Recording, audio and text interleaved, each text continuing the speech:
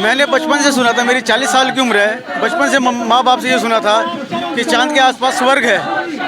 लेकिन मैं तो जीते जी यहाँ नरक देख रहा हूँ, मरने से पहले नरक देख लिया। सीवर तो नरक है ना, गटर तो नरक है ना, अगर उसमें घुस गए तो वो नरक है। नरक के दर्शन तो जीते जी हो गए। सरकार केवल अपने चेहरे पर फेयर एंड लवली लगा के अपने को अच्छा दिखाना चाह रही है, चमका हुआ दिखाना चाह रही है, पर उस फेयर एंड लवली के पीछे, उस पाउडर के पीछे जो उसका कुरूप चेहरा है वो सामने नहीं लाना चाह रही है। और कुरूप चेहरा ये है कि आज भी गटर में मौतें हो रही हैं और ये सच्चाई है। और सरकार जो है वो चांद पे पहुंचने का अपना जो सीना ठोक रही है कि हम चांद पे पहुंच गए हैं, ठीक है। वो हकीकत ये है हमारे देश की कि हमारे लोग जो है 200-200 रुपए के लिए गटर में मर रहे हैं।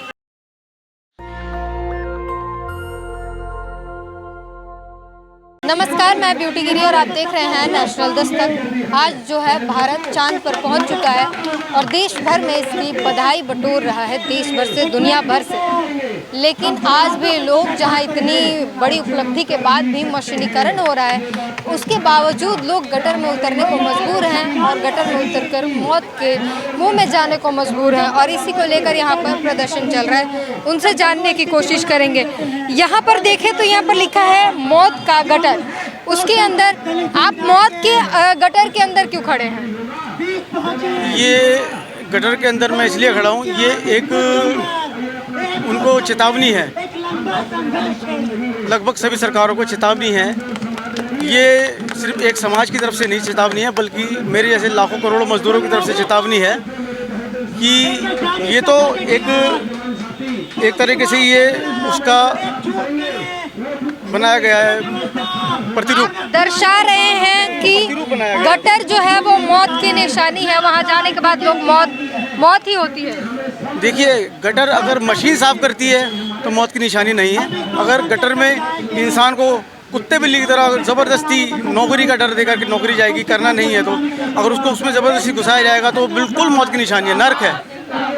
चांद पर भारत पहुंच गया है, लेकिन इस बात गटर साफ करने के लिए मशीन नहीं है भारत के पास। मैंने बचपन से सुना था, मेरी 40 साल की उम्र है, बचपन से माँ बाप से ये सुना था कि चांद के आसपास स्वर्ग है। लेकिन मैं तो जीते जी यहाँ नरक देख रहा हूँ, मरने से पहले नरक देख लिया। सीवर तो नरक है ना, गटर तो नरक है ना, अगर उसमें घुस गए तो वो नरक है। नरक के दर्शन तो जीते जी हो गए, तो स्वर्ग क्या देख कर करेंगे? जाहिर तौर पर आप दुख समझ सकते हैं कि किस तरीके से बता रहे हैं कि गटर में उतर गए तो जीते जी नरक देख लिया। और भी लोगों से बात करेंगे और जानने की कोशिश करेंगे क्या कुछ कहेंगे वो। यहाँ पर तमाम लोग जो हैं, सर क्या कहेंगे? ये जो भारत जो है चांद पर पहुँच चुका है, लेकिन गटर की सफाई अभी भी इंसान ही कर रहे हैं, मशीन नहीं है क्या? सबसे पहले तो ये खुशी की बात हो सकती है कि हम चांद पे पहुंच गए और उस हिस्से पे पहुंच गए जहां पे अभी तक कोई देश नहीं पहुंचा था। लेकिन इसी के साथ साथ ये बड़े दुख की बात है कि एक तरफ हम चांद पर हैं, ऊंचाइयों पर हैं, और वहीं पर हम उतने ही ज़मीन के अंदर हैं।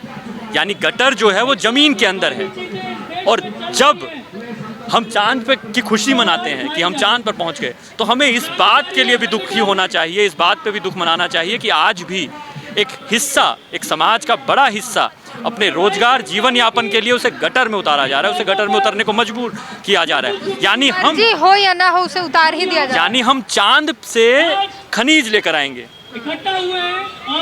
चांद से मिट्टी लेकर आएंगे, लेकिन गटर की मिट्टी कौन निकालेगा? वहाँ पे मशीन से निकाली जाएगी, यहाँ पे क्या यहाँ मशीन नहीं है? यानी देश में मशीनें हैं, देश में वो तकनीक है, देश में वो क्षमता है कि वो गटर का भी सफाई मशीनों से करवा सके। लेकिन यहाँ इच्छा शक्ति की कमी है। वैज्ञानिकों की इच्छा शक्ति थी तो उन्होंने चांद पर विमान भेज दिया, प्रज्ञान भेज दिया, विक्रम भेज दिया। यहाँ नेताओं की इच्छा शक्ति की कमी दिखाई देती है कि वो गटर की सफाई, सीवर की सफाई, नालों की सफाई मशीनों से नहीं बल्कि सस्ते श्रमिकों से, उनके श्रम का दोहन करके, चाहे उनकी मौत ही क्यों ना हो जाए, उनको इस्तेमाल कर रही है। ये बहुत गलत है। तो हम इस घटना की भर्त्सना करते हैं। हम सरकार से, केंद्र सरकार से, शिवराज सरकार से, या तमाम सरकारें, चाहे कांग्रेस की हो, चाहे बीजेपी की हो, चाहे आम आदमी की बात हो, सरकार हो, क्योंकि ये आए दिन की घटनाएं हैं, कभी दिल्ली में होती हैं, कभी कहीं होती हैं, तो इन पर रोक लगनी चाहिए। ये मानवीयता को शर्मसार करने वाली घटनाएं हैं, तो इस पर रोक लगनी चाहिए। और जो इस तरह की हरकत कर रहा है, जो इस तरह से मजदूरों से सस्ता श्रम लूटना चाह रहा है, उनके खिलाफ सख्त से सख्त कार्रवाई होनी चाहिए। कई लोगों की इसमें जान चली जाती है और संसद में जब बात उठती है तो आंकड़ों में हेरफेर कर दिया जाता है, बोलते हैं 8 ही 9 लोग हैं, जबकि देखा जाए तो आंकड़ा कई ज़्यादा होते हैं और 50 से ज़्यादा हमने देखा कि आंकड़ों उनकी FIR ही नहीं है, वो लापता में आते हैं। देखिए बहुत सारे रिसर्च जो सरकार करती है और जो सरकार के बाहर यूनिवर्सिटीज़ करते हैं, सोशियोलॉजिस्ट करते हैं, उनमें बहुत अंतर आपको दिखेगा।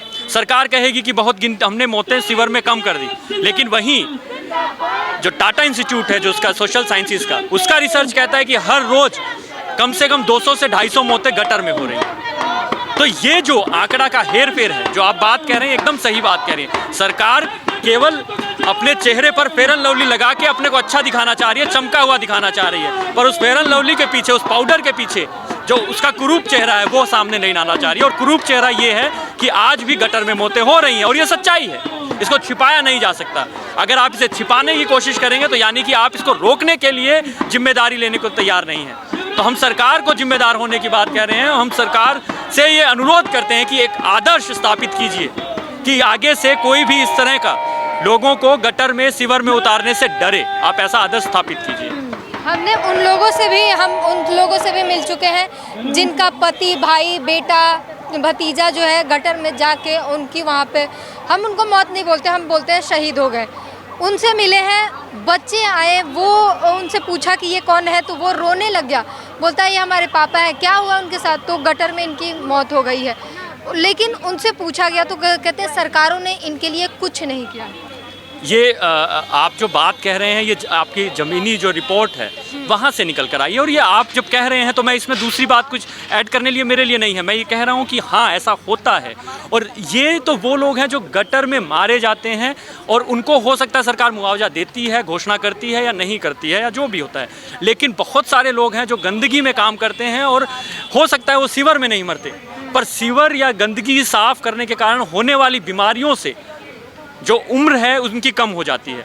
यानी बहुत ही युवा अवस्था में वो मौत के शिकार हो जाते हैं। उनको फेफड़े का रोग हो जाता है, उनको कैंसर हो जाता है, उनको आँखों की दिक्कत हो जाती है, उनको दमा हो जाता है, तमाम तरह की अलग अलग दिक्कतें होती हैं और उनके कारण वो मौत का शिकार होते हैं। टीबी बहुत आम बीमारी है। तो सरकार को ठेकाकरण, जो लगातार सरकार काम का ठेकाकरण कर रही है, हम उसके खिलाफ हैं। क्योंकि ठेकाकरण प्राइवेट और अमीरों और प्राइवेट कंपनियों के मुनाफे के लिए है। हम कह रहे हैं कि यहाँ सफाई का काम, क्योंकि रोज़ होने वाला काम है, रोज़मर्रा का काम है। जिस तरह से आप इस यूनिवर्सिटी में खड़े हैं, दिल्ली यूनिवर्सिटी में, यहाँ पे अध्यापक की नौकरी जो है वो परमानेंट है। क्यों? क्योंकि अध्यापक आएगा तो छात्रों को पढ़ाएगा, यानी रोज़ आना पड़ेगा, रोज़ का काम है। इसी तरह से सफाई का काम भी रोज़ सफाई। आप ये देखिए, यहाँ गंदगी है, डूसू का इलेक्शन चल रहा है, यहाँ गंदगी है, तो यहाँ पे रोज़ की सफाई की ज़रूरत है। तो यानी कि जो काम स्थायी नेचर का है, स्थायी प्रकृति का है, उसमें स्थायी नौकरी होनी चाहिए, ठेकाकरण बंद होना चाहिए, आउटसोर्सिंग बंद होनी चाहिए। तो हम ये बात कहते हैं कि आउटसोर्सिंग बंद हो, पक्की नौकरी दी जाए। एक तरफ भारत जहाँ चांद पर पहुँच चुका है, देश दुनिया से उसके लिए बधाई आ रही है।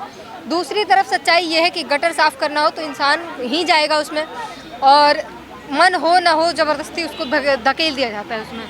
देखिए, इसमें जब हम कह रहे हैं कि आज हम चंद्रयान जो हमारा जो गया है, सफल पहुंचा है दक्षिणी हिस्से में, तो ये मतलब कहा जा रहा है कि हम पहले जो है, पहला देश है जो पहुंचा है, इतने सफलता के साथ हम पहुंचे हैं। लेकिन दूसरी तरफ जब हम देखें कि आए दिन खबरें आती रहती है कि गटर में सफाई करते हुए कहीं पर 2 लोग, कहीं पर 4 लोग, कहीं पर अलग अलग जगह का अलग अलग आंकड़ा है। अगर आप NHRC का ही आंकड़ा देखें तो उसमें ही लगभग हर साल लगभग हज़ारों की संख्या में जो है सफाई कर्मचारियों की मौत होती है। लेकिन सरकारें जो है इस पे चुप्पी साधी हुई है। जब 2013 में आंकड़ों में हेरफेर कर देते हैं, बोलते हैं इतना नहीं हुआ, इतने ही हुए। देखिए, आंकड़ों में तो सरकार का जो रिसर्च है वो और है, जो सोशल साइंटिस्ट जो है उनका जो रिसर्च है उसमें जब आप देखेंगे उसमें ज़मीन आसमान का अंतर है। अगर मैं एक बात कहूँ कि सरकारी आंकड़ों की बात जब आप कहते हैं कि सरकारें आंकड़े दिखाती नहीं हैं, सरकारें कभी भी ये नहीं कहती कि गटर में जाके मौतें हुई है, क्योंकि पहली बात तो सरकार मानती नहीं है, उन्हें दुर्घटनाएं बताती हैं। दूसरी बात है, जहाँ पे भी होता है लगातार ये कोशिश की जाती है कि उन्हें दबा दिया जाए। अगर आप उदाहरण के तौर पर देखेंगे कि तमाम हर रोज लोग गटर में जाके मरते हैं, लेकिन कितने आंकड़े आते बात हैं। यही है कि अगर चांद पर पहुंचने के लिए इतनी तकनीकी है आपके पास सुविधा, तो क्या गटर की सफाई मशीन से नहीं हो सकती? देखिए, हमारे यहाँ वैज्ञानिकों की ही क्षमता पे सवाल नहीं, क्योंकि हमारे वैज्ञानिक चांद तक पहुँच गए हैं। हमारे यहाँ अगर अभाव है तो राजनीतिक इच्छा शक्ति का अभाव है। हमारे यहाँ राजनीतिक इच्छा शक्ति सरकारों में है नहीं।